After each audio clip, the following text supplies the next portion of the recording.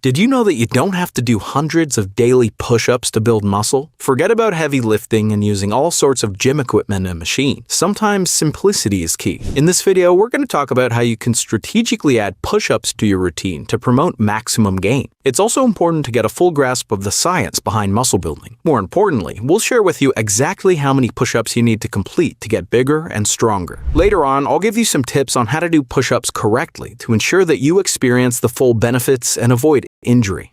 What is muscle hypertrophy? Muscle hypertrophy is the process of increasing the size of muscle cells due to physical training. In the context of push-ups, it's a result of lowering and lifting your body during movement, effectively causing stress on the muscles and creating tiny micro tears. And no, micro tears aren't a bad thing. In fact, they play a significant role in the muscle building process. As the body repairs those micro tears, it doesn't just build them back to their original state, it forges them to become stronger and larger than before, making way for more muscle growth and eventually allowing the body to handle even greater weights in the future. Push-ups have been a gym staple since day one. It uses only your body weight, and yet your body gets a lot of benefits in return. So how do push-ups really affect your body? How the body reacts to push-ups. When it comes to push-ups, it's always a guarantee to feel the burn. Regardless of the kind you do, push-ups recruit so many muscles at once, including your chest, back, shoulders, and arms. One of the pros of this exercise is that it can be modified in various ways to target specific muscles better. For instance, performing a standard push-up with your hands underneath your shoulders will emphasize your chest. Meanwhile, doing a narrow push-up with your hands closer to your sides will target your triceps. Also, holding a plank form throughout compels your core to stay engaged until you finish your reps.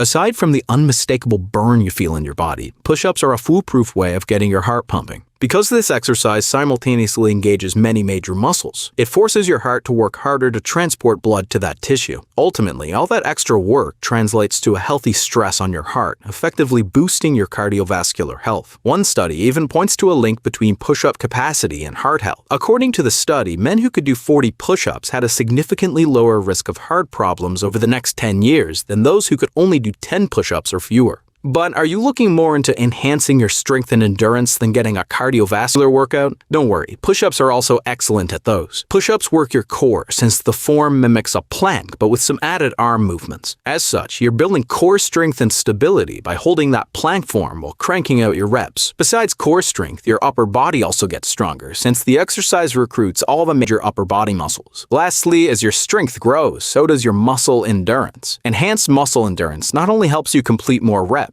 but also makes it easier for you to do everyday activities like carrying heavy grocery bags. Amount of push-ups you should be doing daily. To find out how many push-ups you need to do per day to build muscle, first off, you must determine your max repetitions for one set. Now just use that to calculate a push-up goal for your upper body workout. Here are some guidelines according to one's maximum repetitions. Number 1, if you max out at less than 25 push-ups in a row, aim for 50 to 75 push-ups. 2, if you max out between 25 and 50 push-ups, aim for 50 to 150 push-ups. 3, if you max out at more than 50 push-ups, keep in mind with good form, aim for 150 to 250 push-ups. So feel free to divide these numbers into anywhere from 2 to 4 sets. That being said, you shouldn't be too complacent with these ranges. Consider them as a good starting goal, but make it a mission to do more push-ups each week. Depending on your fitness level, I'd say a good goal is adding 1 to 2 push-ups to your previous week's number. It may sound a bit conservative, but that's because one rule you must remember is to maintain good form, always. When determining your baseline, as in the number of push-ups you can do at once, you should stop at the number of reps you can complete using the proper technique. You don't want to overdo it, especially if you're a beginner. One major indicator that your form has been compromised already is when your butt is sagging or sticking up in the air. A neutral mech is also a must. So how far can you get with just push-ups? Push-ups are a great exercise movement to help improve upper body strength. They can help to build muscle mass, strength, and endurance, depending on your volume, sets, and reps. If your goal is to get stronger, you may need to think about doing other upper body pushing exercises, as you're limited with a push-up by your own body weight. If your goal is to improve your body composition, then you'll need to focus on your nutrition in combination with your workouts. And if you're still a beginner, who say has a max set of push-ups below 10, focus on trying to boost volume. You can then increase the number of total push-ups gradually gradually or push yourself to complete them in a shorter period. On another note, you'd be doing yourself a huge favor if you introduced your muscles to other exercises as well. While push-ups are amazing in their own right, adding other movements to your routine is the key to achieving total body aesthetics. But more on that in a bit. Why progressive overload matters. Progressive overload is a fantastic way of building muscle. It essentially means gradually increasing the amount of resistance or the number of push-ups you do over time by consistently challenging yourself. It can also be accomplished by trying out different variations of the exercise, which brings me to my next point. Here's some great push-up modifications to add variety. Number 1. Incline push-up. Incline push-ups are great if you're trying to progress to full push-ups, want to do more push-ups, or need to take it easy. They work the same muscle groups as the traditional move, but require placing your hands on an elevated surface, making them easier. But you'll still want to keep your spine straight for proper form. Here's a tip. Start at a higher altitude for easier versions and move your hands closer to the ground as your strength increases. If incline push-ups focus on your lower chest and back muscles, then these push-ups focus on your upper chest and front shoulder muscles. But more on them shortly. 2. T push-up. You'll perform standard push-ups with this variation, but additionally tax your shoulders between reps. At the top of each rep during a T push-up, you rotate your body into a side plank, lifting your free hand toward the ceiling. Instead of stacking your feet, simply pivot on them depending on the direction of the rotation. Do you want to focus on your core muscles though?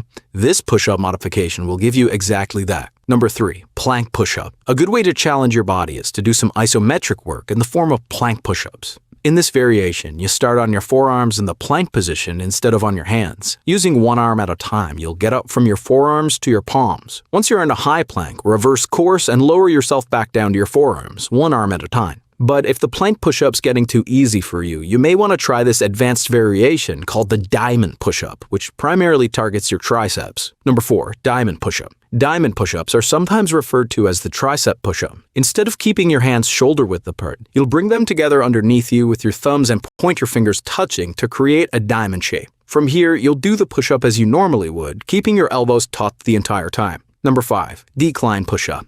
If you're trying to do as many reps of standard push-ups as you can, why not challenge yourself with this variation? This requires positioning your feet on an elevated surface to increase the angle of your body and the intensity of the exercise as your core muscles fire to keep your body stabilized. To adjust your difficulty level, experiment with different surface heights or even your tempo. If decline push-ups aren't cutting it anymore, I bet you find yourself catching a breath with these. Number 6. Plyo push-up. With a basic plyo push-up, you'll lower yourself to within a couple of inches off the ground like normal. Then focus on explosive strength as you push your body up so that your hands lift a couple of inches off the ground between reps. If you're new to plyometrics, start slow and land gently to avoid wrist injury.